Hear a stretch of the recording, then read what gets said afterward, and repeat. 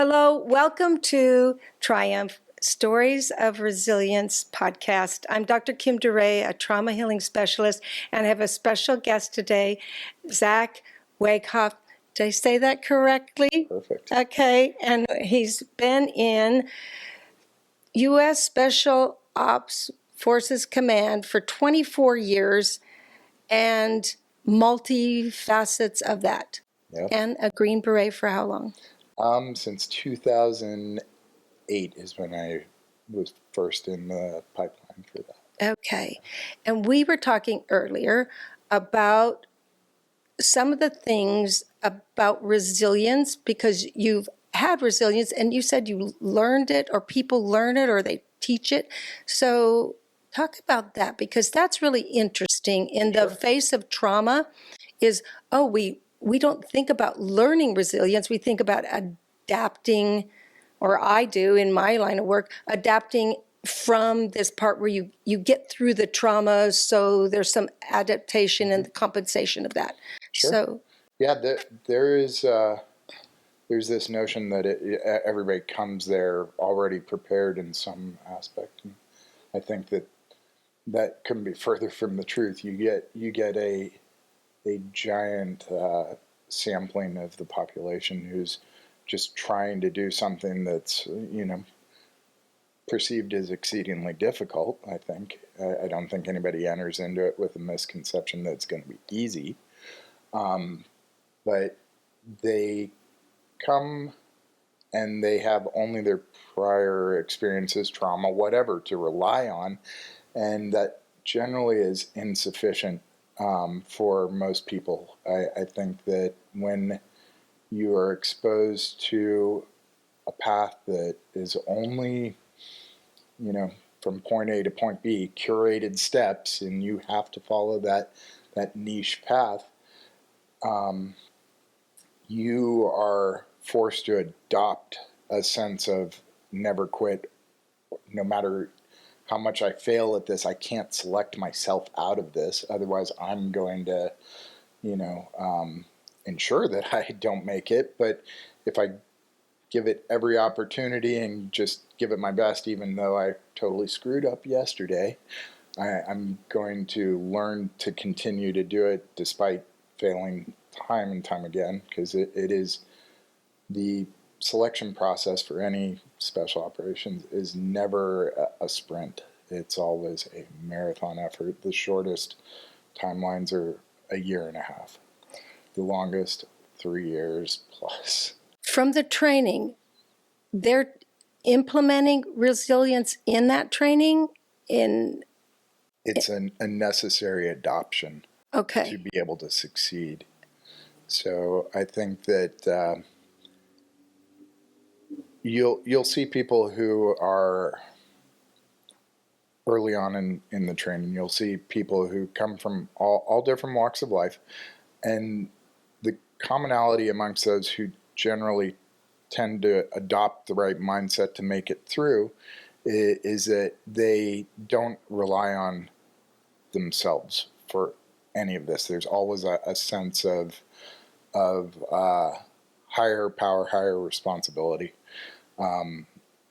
So when people who are true atheists and have, only myself and I'm a nihilist, and they don't make it. They just can't process through that. Whereas everybody else has some sense of, even if they're not religious in any way, shape, or form, right? You're an agnostic. You believe there is something that is greater than that you can rely on in the moments of your own failing. So interesting. So that is talked about in this training, or it comes naturally with the job at hand or the demands at hand? It's a byproduct of being of facing daily your shortcomings and how you are going to strive to overcome the next step, right? Because you can tell most people you have to walk around the world with a backpack on your back, and you have to do it every day until you get back to the starting point, and they would tell you that's impossible, right? The person who adopts this mindset of I'm absolutely never going to quit no matter what has a much more short-sighted view of this, in that they know they can execute a step, put one foot in front of the other. And that's all they rely on, is that ability to continue to do that micro movement. And so I could walk indefinitely until my legs fall off because I can put one foot in front of the other, not because I have some magic sauce to getting to the circumference of the globe and back again. That just doesn't exist. And I think distilling things down to their smallest movements and focusing on just the next thing is what gets a lot of people through. Yes, and that's the definition of signaling overwhelm, is the steps are too big, break it down into the smallest piece. So in that piece of life or death, you've been there before? Oh, yeah. Okay. Oh, yeah. You then call upon something bigger than you? Absolutely. So real good example for this would be pre-scuba. So in pre-scuba, you are going to come to grips with your own mortality, because you know that you've been assigned this task that you have to do. It may be as simple as tying a knot to a rope underwater, right? But you are going to set aside your own self-preservation for the sake of accomplishing that task, knowing that you're running out of air and that your focus is narrowing, you've lost all perception of color, you're down to this keyhole vision of this knot, and you're shaking because you have no oxygen left. And you're going to continue to try and do that because you know that you have faith in the people up on the pool deck who will save you when you pass out underwater.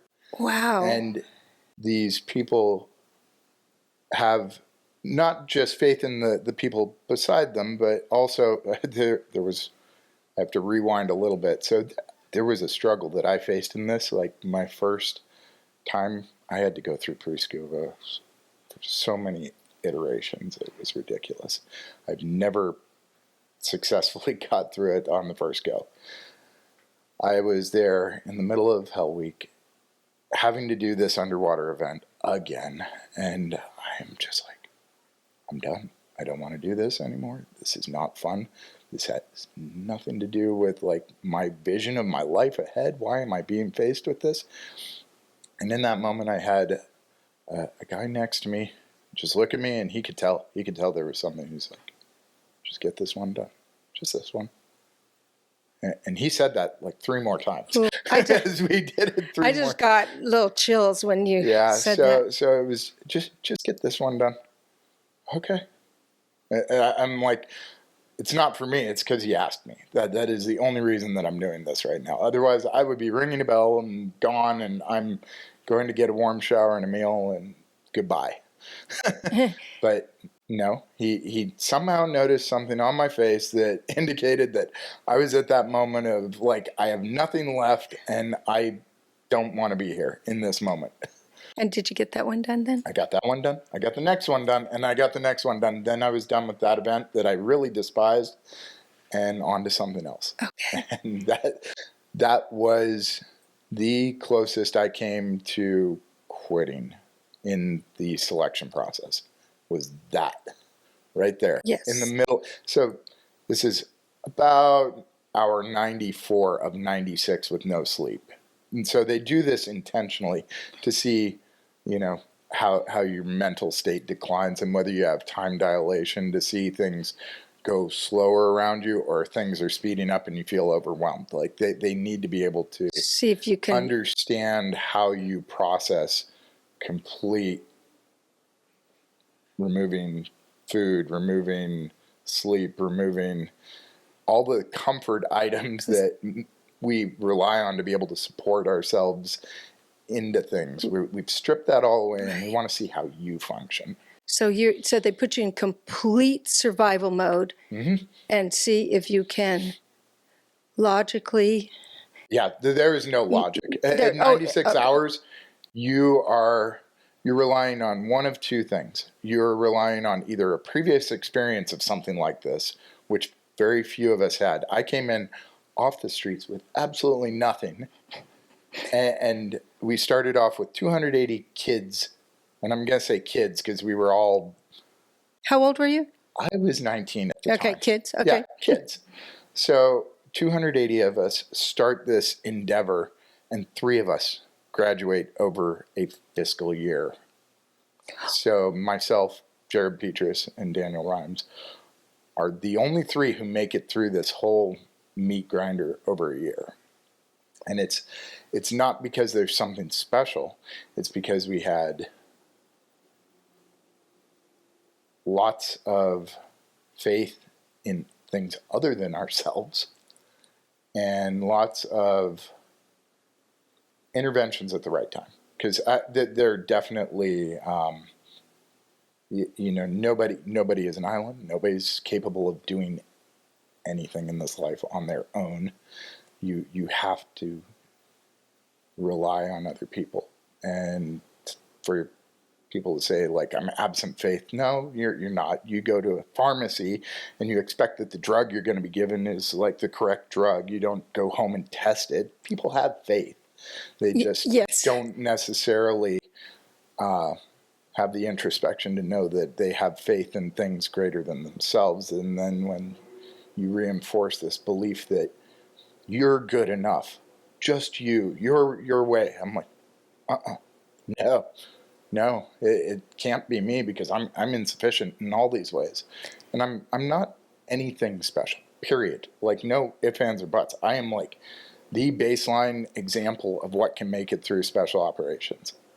So I would say that if I can do it, almost anyone can do it. You just have to adopt the right mindset. That's it. And that's the meaning for this podcast, is that we inspire each other.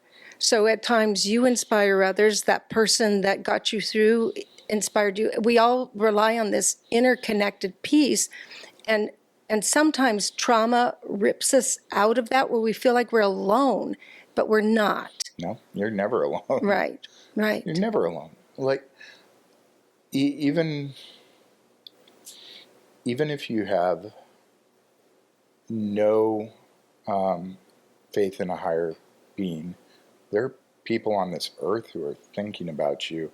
And yeah, we don't always get the spidey sense that somebody's like thinking about us, but I promise, neighbor Kim is constantly coming up in Anne's mind and asking about you. And when we get to do That's so stickers, funny.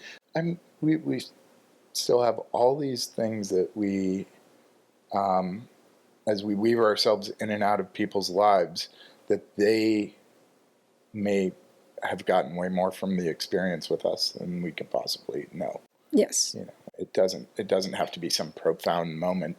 It could be just, I remember when that guy held the door for me, and I was hurting that day, and he held it, and I was able to like go through without. Yes, those pain. simple little connections are so important. That's why I Random encourage acts of people. kindness are great. Yes, encourage people to smile, a genuine smile at people.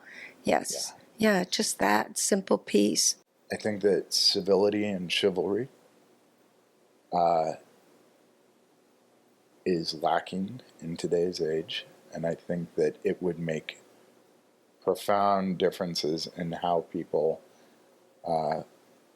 interact as we go forward. I think that polarization is at a maximum right now. I think that people are so trained in opposition to some viewpoint that isn't their own. And I would hope that people would adopt a mindset of wisdom where they can listen to anything that's being said. It doesn't matter whether it's right, wrong, or indifferent. You don't have to agree with it for it to be said, and you can also know that it has value because it's that person's point of view. And we're all connected Right. in some way, shape, or form to help each other through. Absolutely.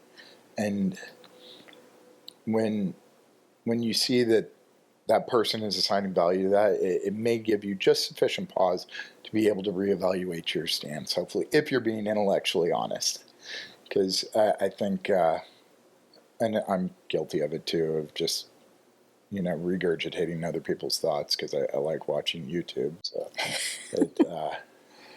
yeah, I wanted, for our interaction today to be as open and reflective as I could be of this, because I think that people, as we were talking about earlier, don't understand that there's that crisis path of Yes. resilience when you have no other options.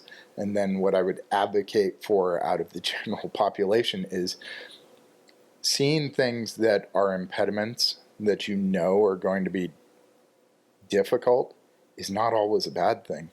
Learning to quit quickly or fail quickly is great, because with every failure, you're getting experience.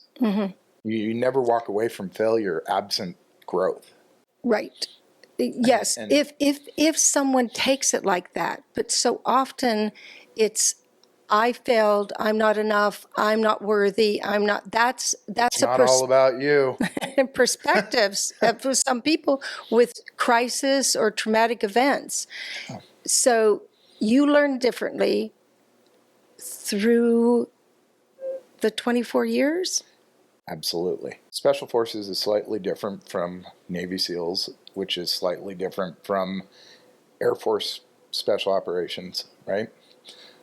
And Special Forces, because of its alignment with cultural understanding and like integration into different cultures geographically, places a huge emphasis on having no one type of person be the model. So we have 5 foot nothing Korean guys who were born in Taiwan with the ability to speak some other language. Like, just the mutts mix is the beauty of it, and each person ends up leveraging these experiences that you couldn't possibly get from a homogenous pool of candidates. And I think that was the thing that I valued the most out of anything, was that breadth of experience that you can get from the diverse picture. So the diversity is the stronger crew or the stronger team? I wouldn't say it's stronger, because the mission set is different, Oh, right? okay. Because they're definitely, if you are trying to be a Navy SEAL and you've never been exposed to a swimming pool before in your life, that's going to be a real challenge.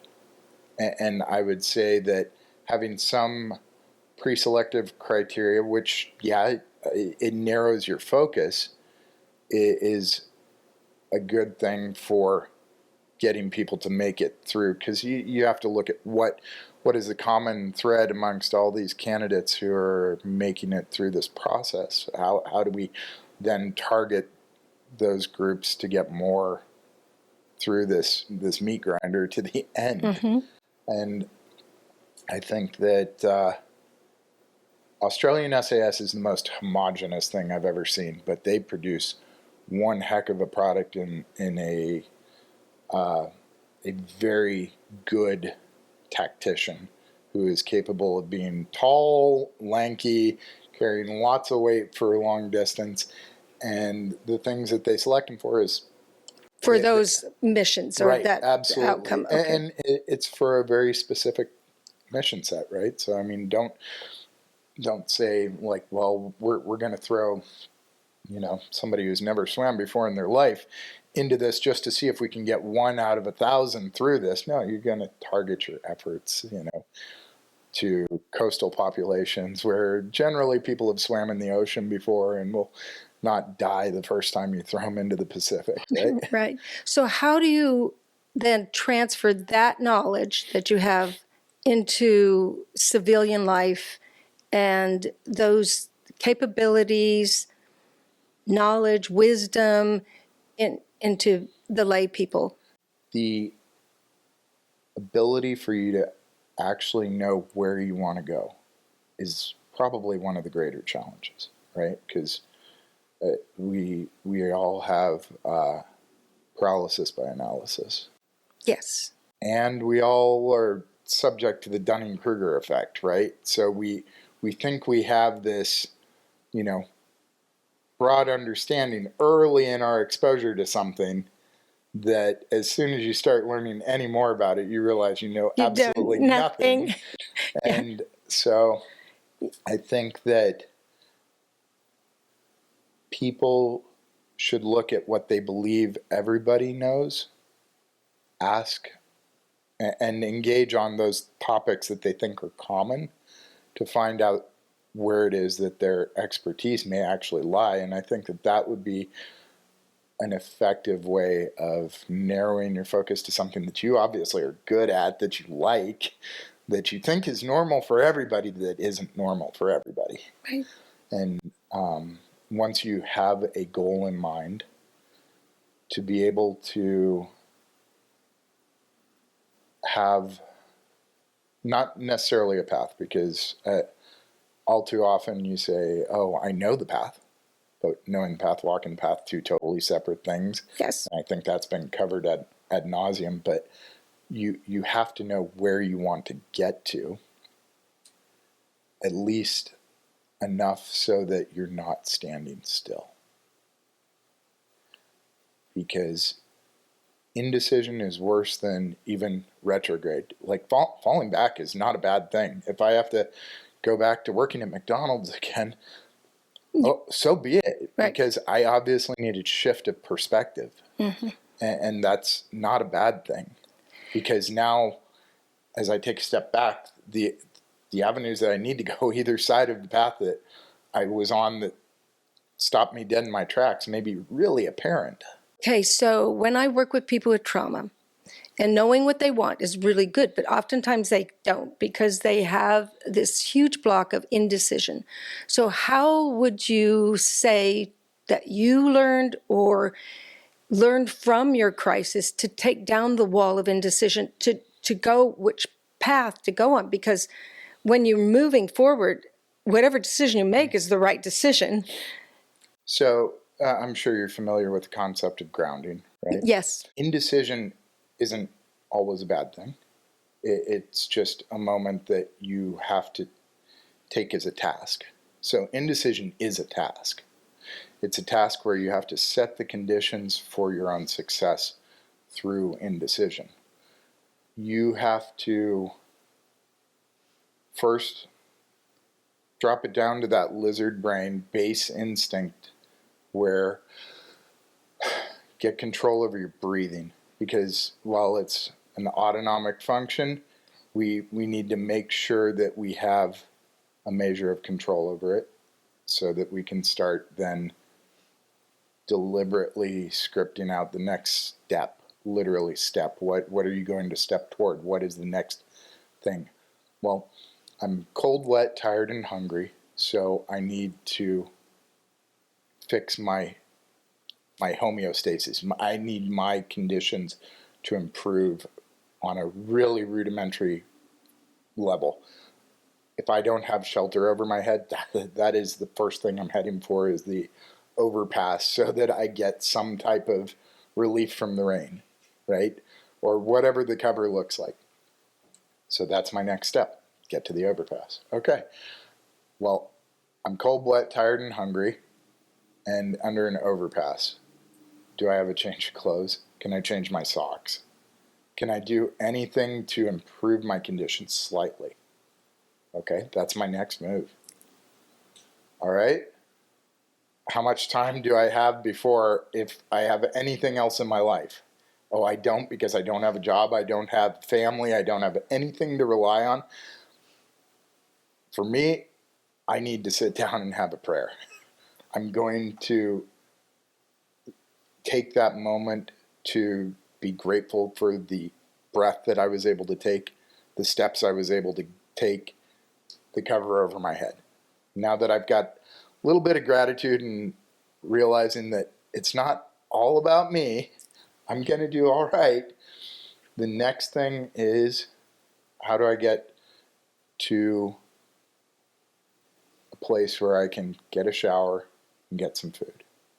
So I'm taking care of Maslow's hierarchy from the base up until I get to that point where I've got enough time that I can sit down and reflect on the indecision that I'm in that needs to go away so that I can progress in anything else.